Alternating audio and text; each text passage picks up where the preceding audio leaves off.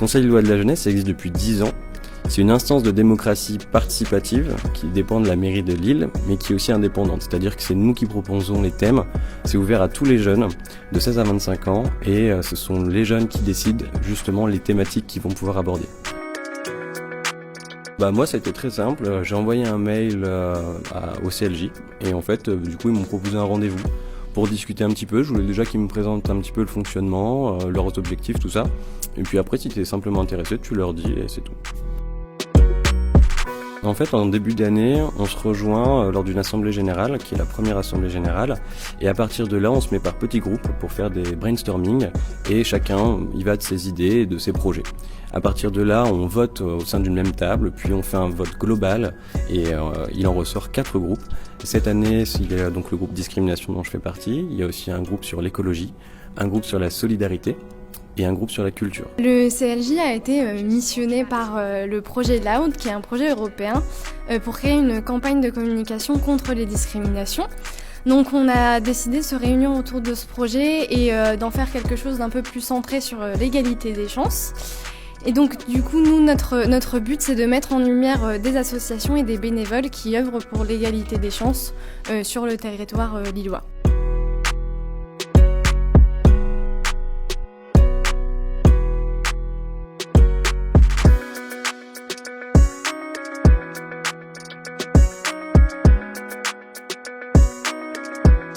Je m'appelle Assad, j'ai 21 ans hier, je suis en 2e année de BTS Immobilier, je suis référent du groupe Culture et à côté de ça, je suis négociateur immobilier. Oui, tout le monde est super motivé, chacun apporte ce qu'il peut rapporter le mieux, que ce soit sur, par exemple, l'organisation des événements, enfin, chacun apporte sa pierre à l'édifice, si je peux dire. On n'a jamais de consignes, on doit quand même respecter certains codes pour ne pas, enfin voilà ce qu'on représente quand même la mairie, mais en termes de nos actions, des messages qu'on veut faire passer, on est totalement indépendant sur tous ces points.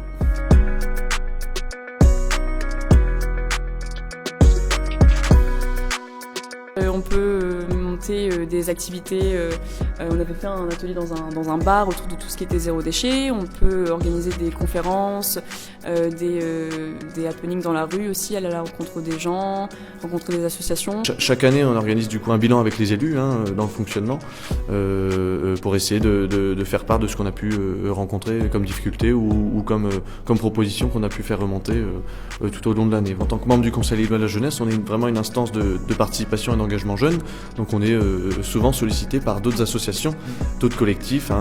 Très récemment on est allé à Paris, on est allé à Amiens pour parler d'engagement citoyen des jeunes, d'amis qu'on se fait aussi, et puis ce qui est intéressant c'est qu'on côtoie réellement la vie publique qu'il peut y avoir autour de la ville de Lille, donc comme on est étudiant, où on vit, où on travaille ici sur l'île, c'est vraiment des beaux souvenirs et des belles opportunités de rencontrer pas mal de monde. Voilà. Un truc qu'on apprend vraiment au CLJ, c'est à faire valoir son avis, mais aussi à vraiment écouter celui des autres, et on échange, on écoute l'opinion de chacun.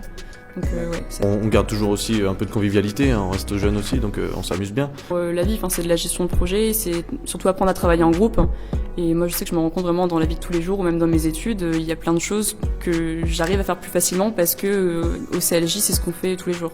Possibilité de trouver un engagement, de rencontrer aussi des jeunes de différents horizons. Il y a beaucoup d'étudiants qui viennent pas forcément de Lille, donc c'est l'occasion de faire parler, de parler, en tout cas de prendre la parole en tant qu'étudiant, en tant que jeune, en tant que jeune actif aussi et jeune adulte, en tant que jeune citoyen. C'est toutes ces questions-là qu'on peut aborder. Et c'est ce que je disais, il y a beaucoup de projets aussi à côté auxquels on peut participer en tant que membre du Conseil des jeunes, donc c'est vraiment une instance majeure.